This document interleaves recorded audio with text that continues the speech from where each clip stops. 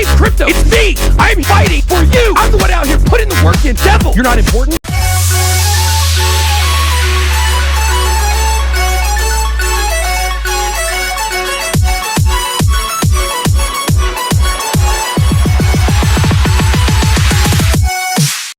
So this was going to be my thumbnail. I created it yesterday in order to basically say that I made a 4% loss a couple of days ago, and that crypto had made my money back around about this point. Then I went to bed, and then I woke up.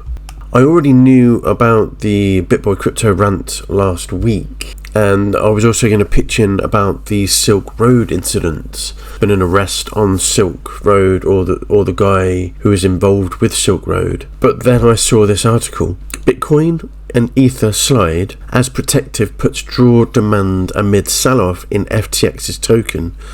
Now, going back to the Bitboy rant last week, he did do another video which I'll post in the comments about, essentially, in the rant itself, he suggests that he knows how to bring FTX down and expose them.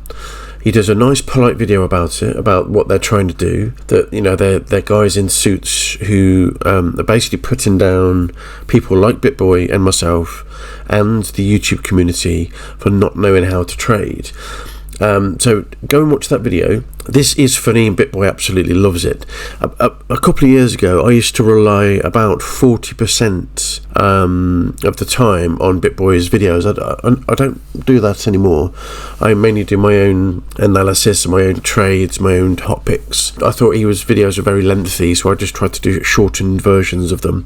But now I just do my own thing, and I rarely watch these videos. But this has kind of reignited me viewing a few of Bitboy's videos, especially around FTX. So if we go back to Bitboy's videos, I'm going to essentially try and do a timeline of where I think all this started. So we go back to Bitboy's channel. So this was actually 2 weeks ago, this video. So let's just have a quick look. There's a fox in the crypto henhouse, and its name, FTX. Crypto's under attack from the inside, and I've been sent some information on how FTX is manipulating, stealing, and backstabbing any competitors in the space, especially other layer 1 protocols that threaten the success of Solana. So that's the video in short. Like I said, I'm going to leave the video in the comments. I think he's done a really good analogy, really good video on this.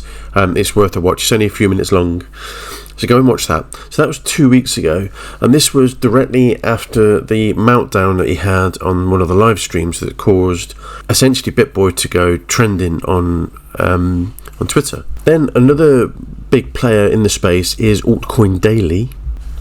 So they did a video 9 hours ago, but they did one not so long back either. Hey, crypto zombie. I believe this is it. Let me just have a quick look. Altcoin Daily. Let's talk about the video we just watched. We just listened to none other than Eric Voorhees, Bitcoin and crypto OG, on the why the world needs Bitcoin and crypto. This against FTX CEO Sam Bankman-Fried. Take a look. The body language says it all. Eric Voorhees is for decentralization, for permissionlessness. And then he asks, why is it any different with Aave?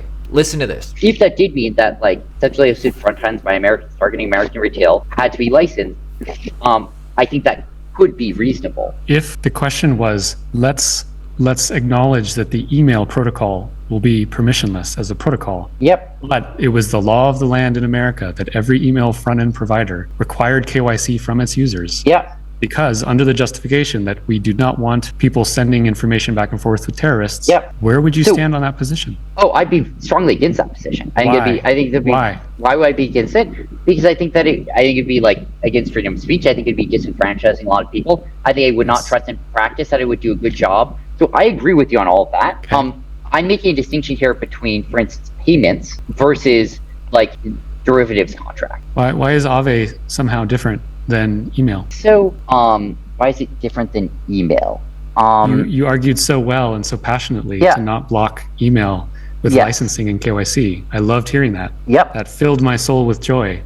Such good arguments. Why does that not apply to financial transactions? So why does it not apply to financial transactions? I think there are a few things here. So first of all, So it is a little bit of an interesting meltdown at FTX. The story is basically unfolding that they're trying to kind of manipulate the markets, manipulate what they do with their own transactions. So the FTX token is collapsing as CZ Binance declares that is selling his FTT tokens. FTT is the native token for FTX. So ultimately bringing down crypto, bringing down the price. But the danger here is, and if we get it over to the Ethereum price, I did say if we were going to sell, we were going to get to the 520, but obviously news will always prevail, and it pushed the price down even further. So the danger is that it will start collapsing crypto a lot further. Rumours going around that FTT is going to zero, and that's not impossible. And it could be the news that breaks the camel's back and pushes Bitcoin right down to 13k. That is again rumours, but let's have a look. So yesterday I said I wasn't sure what was going to happen with Bitcoin, whether we would come down and touch the 20,200 area, but with the news looming about FTX, we actually crashed straight through it. So now we delete this. This is the previous move. We get rid of that. The EMAs have crossed over. The market is already collapsing. It's just how far can we go down? I'm going to have to put this on the daily. I rarely trade on the daily. So if we put the horizontal line in, this is our next support. It's the 18,800 again. It's the area that is feared that if we break that, we are going down even further. So if we go back to the previous support underneath 18,800, personally, I mean, you've got a wick down to 17,562, and potentially the next area close is 17,000. And the one under that is the wick at 16,241. This sounds scary, and it should be. So these are the areas that we can drop down to. Let's double click. So it is on the daily. Let's try and go back to the 4 hour. So we weren't at these prices. We haven't been at these prices since about July. And these prices haven't kicked in since December 2020.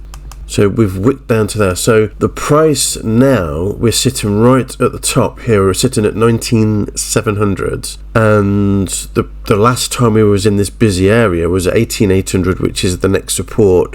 If we break that, we're going down to 17,500 or 17,000, which is a pretty scary thought. They're the next two levels of support if we break the support at 18,800. So scary thought, but that is a new potential. That is the price we can be going down to in the coming days. This isn't even months. So I'm going to be keeping an eye on the FTX price. It's not a bad thing that this started collapsing when Bitboy had his meltdown. It is to expose FTX, and I think rightly so. And if FTX comes down and they're removed out of the system, then it's better for crypto. It's better for crypto in that, you know, there will be a recovery. How strong, how soon, no one knows. But at the moment, if you're looking at trading this, then 19,700 down to 18,800 is my forecast. So scary prediction, but that's where I am at the moment. The timeline has been happening over the last 2 weeks, and then the trajectory off the back of that is a downward spiral to 18,800. I hope that doesn't happen, but that's what we're doing at the moment. That's what we're printing. I hope you like the video, guys. Now, I was going to do a video based on psychology, and when you're feeling down, run down, ill, as I have with bad chest, bad ear, sometimes it's not a good idea to trade. But this news was just breaking too much for me not to cover it. So guys, if you want to see a psychology video, pop a comment in the description, pop a comment below, psychology in inverted commas. And otherwise, if you like this video, hit like on this channel, on this video itself, and I'll see you guys in the next one. Thanks for supporting the channel. Bye bye.